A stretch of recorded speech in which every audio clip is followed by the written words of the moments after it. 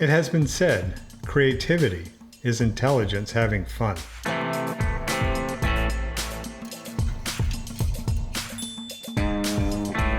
Hi, Doug White here for Model Car Muse. I got to visit once again with one of Model Building's most creative members at the NNL 40th Anniversary Celebration. The interview is not long, but it reveals his innovative mind, his abundant sense of humor, and his caring nature.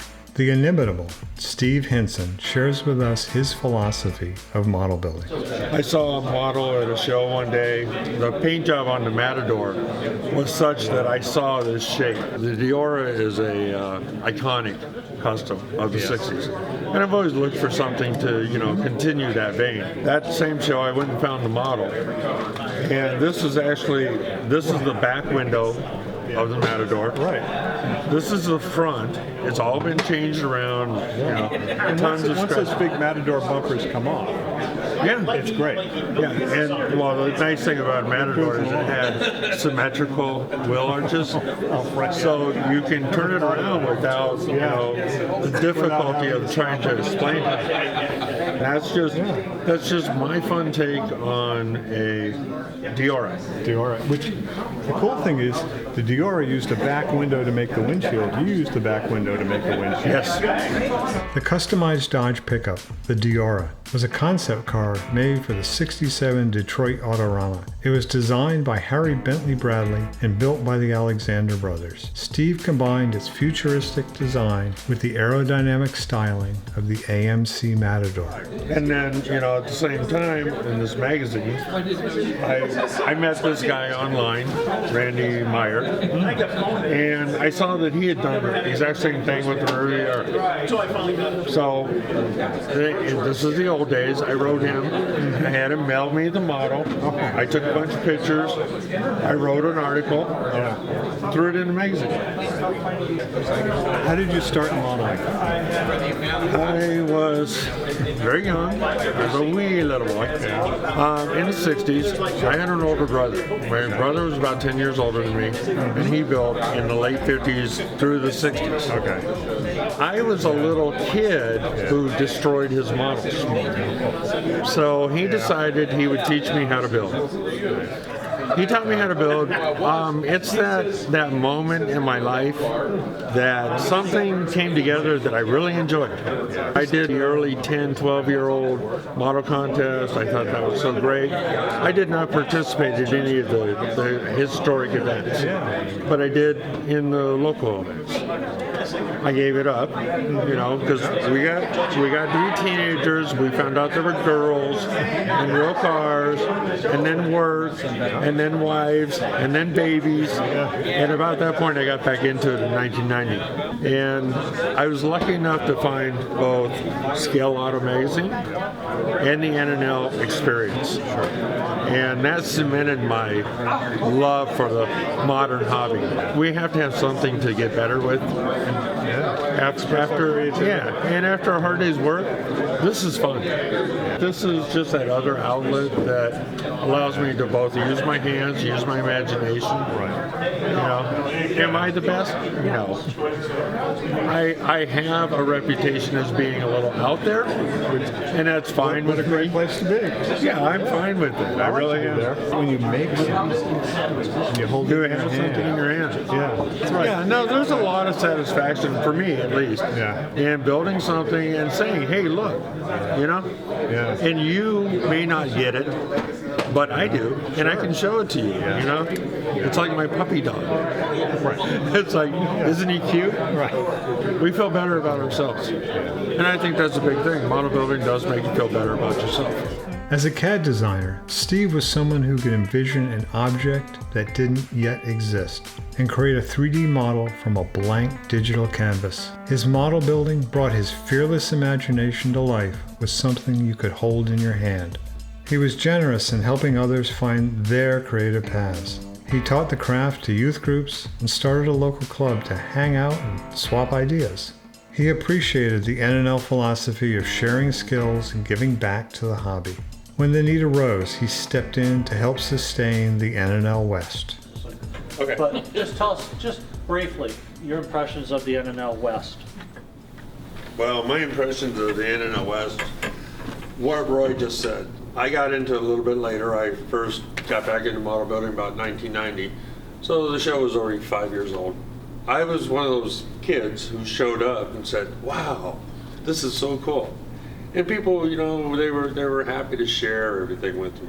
At the same time, I'd gone to a couple competitive shows, and people were like, "No, you can't see it."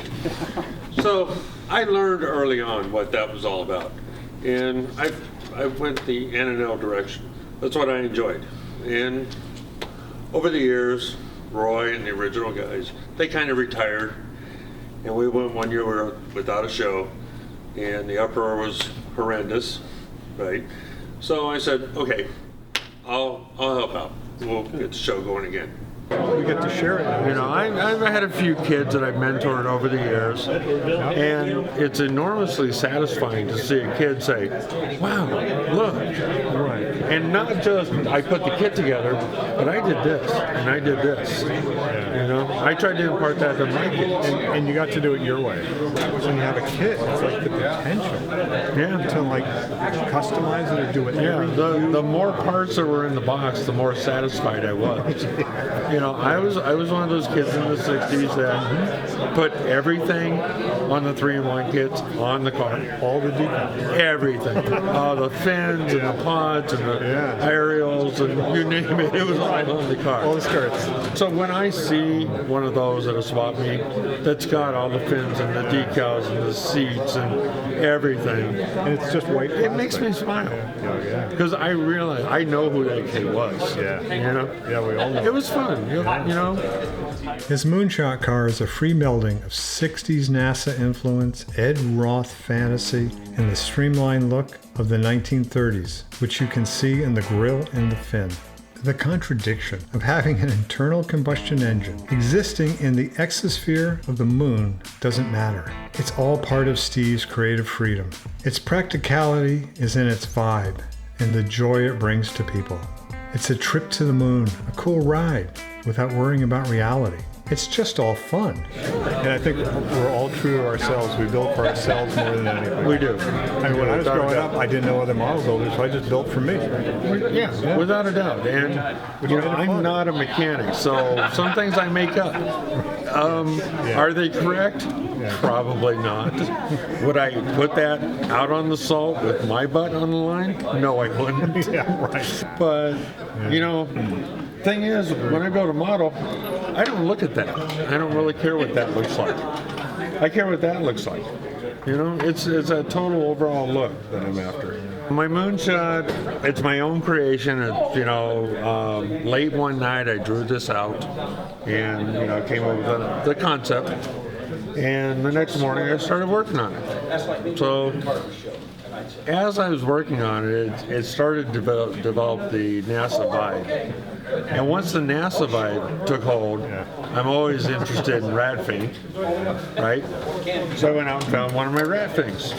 And then I spent ages trying to find a bubble. The bubble was from, you know, it was a jewelry piece from a craft store.